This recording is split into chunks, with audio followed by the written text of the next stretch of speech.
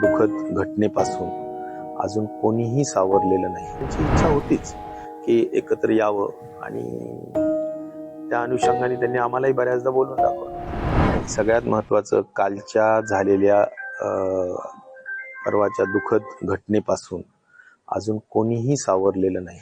आम्ही पण सगळे परिवारातले सदस्यच आहोत. दोन्ही राष्ट्रवादी असतील, महाराष्ट्र असेल, लोक सगळे अजून ह्या दुःखाच्या सदम्यातून किंवा शॉक मधून सावरलेले नाहीत, हीच वस्तुस्थिती आहे. पण एक आहे की जनरली आपण जे विचारताय तर दोन राष्ट्रवादी एकत्र याव्यात ही एक जनभावना सुद्धा आहे आणि दोन्ही पक्षांच्या वतीनं सुद्धा त्याबाबतचे प्रयत्न पूर्वी सुद्धा झालेले आहेत आणि याबाबतचा जो काही निर्णय असेल तर दोन्ही पक्षश्रेष्ठी ठरवतील. त्याबाबतचा निर्णय काय होईल ते मला तरी असं वाटतं की सध्या जी घटना घडली त्या घटनेला धरून आता दादा नाहीयेत आणि ह्या परिस्थितीमध्ये असे निर्णय घ्यायचे आहेत तर मला वाटतं पवार साहेब असतील किंवा सुनेत्रा वहिनी असतील आणि तटकरे साहेब असतील, या सगळ्यांनी या बाबतीतला निर्णय जो काही असू शकेल तो निश्चित प्रकारे घ्यावा अशी आमच्यासारख्यांची जनभावना आहे. दादा हयात असताना त्यांची काय भूमिका होती, जसं की म्हटलं की जिल्हा परिषदेनंतर एकत्र येण्याची बैठका वगैरे. दादा हयात असताना ज्या आमच्याही काही बैठका झाल्या त्याच्यातही एक नक्कीच की त्यांची इच्छा होतीच की एकत्र यावं आणि त्या अनुषंगाने त्यांनी आम्हालाही बऱ्याचदा बोलून दाखवलं होतं. दादा सोबत कोण होते म्हणजे असं बैठकीला?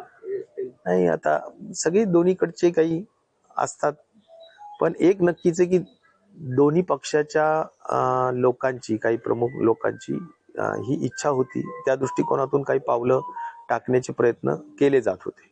गोविंद बागेतलं एक बैठकीचं वर्णन केलं होतं, काय झाली होती? नाही, मला असं वाटतं डिटेल्स या मिनिटाला सांगणं योग्य नाही काहीच, परंतु एक नक्की आहे की हे एकत्र येणं हे दोन्ही पक्षाच्या दृष्टिकोनातून जास्त योग्य आहे.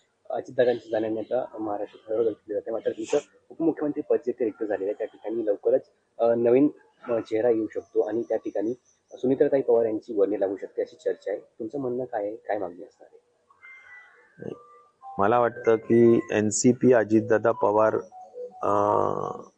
पक्षाच्या दृष्टिकोनातून निर्णय जो घ्यायचा असेल तो पवार परिवार घेईल असं मला वाटतं. पवार परिवार पूर्ण त्या बाबतीतला योग्य तो निर्णय घेईल आणि त्याचबरोबर शरद पवार, एनसीपी, अजित पवार पार्टीतले जे नेते असतात ते पण एकत्र बसून सगळे निर्णय घेतील आणि सर्वांच्या सहमतीनं योग्य निर्णय व्हावा अशी एवढीच माझी सदिच्छा आणि शुभेच्छा असणार आहे. दादा हयात असताना तुम्ही एकाच चिन्हावरती म्हणजे घड्याळवरती लढण्याची भूमिका घेतली, तेच सकारात्मक पाऊल होतं याचा अर्थ? आता नक्कीच महानगरपालिका आणि काही जिल्हा परिषदा आम्ही त्यापूर्वी चर्चा झाल्या असल्या कारणाने बऱ्याच ठिकाणी आमच्याही काही लोकांनी अशी विनंती केली आम्हाला की आम्ही मग आता घड्याळीवर लढूया का, तर आम्ही पण बऱ्याच लोकांना घड्याळीवर लढण्याची परवानगी दिली होती आणि त्यामुळं काही ठिकाणी जिथं खूप जास्त स्पर्धा आहे तिथे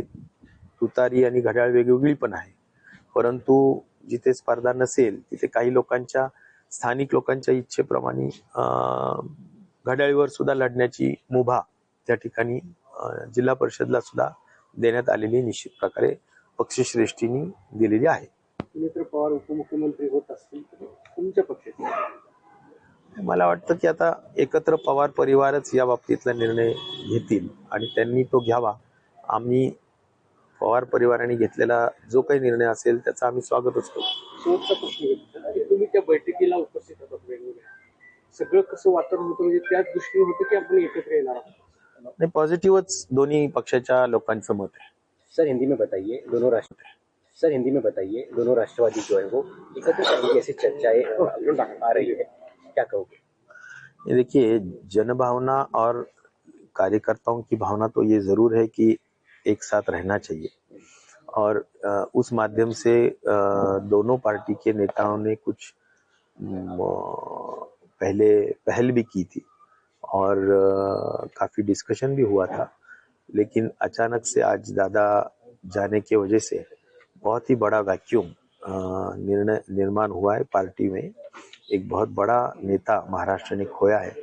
आज तो सही, ये आज के माहौल में मैं कुछ बोलना भी नहीं चाहता हूँ, क्योंकि ये माहौल पूरा एक सदमे का माहौल है, एक दुख का माहौल है। और मुझे लगता है ये सब कुछ थोड़ा दूर होने के बाद जरूर इसके ऊपर चर्चा होगी दोनों पार्टियों की तरफ से, और जो पक्ष श्रेष्ठी निर्णय लेंगी उसके अनुसार काम होगा। दोनों राष्ट्रवादी एकत्रित आने के लिए इसके पहले कुछ बैठकें भी हुई थी और गोविंद मांग ने आपने जो कहा कि उस समय गोविंद मांग में बैठक हुए थे, उसमें दोनों गुट के प्रमुख नेता शामिल थे, क्या कहूँ?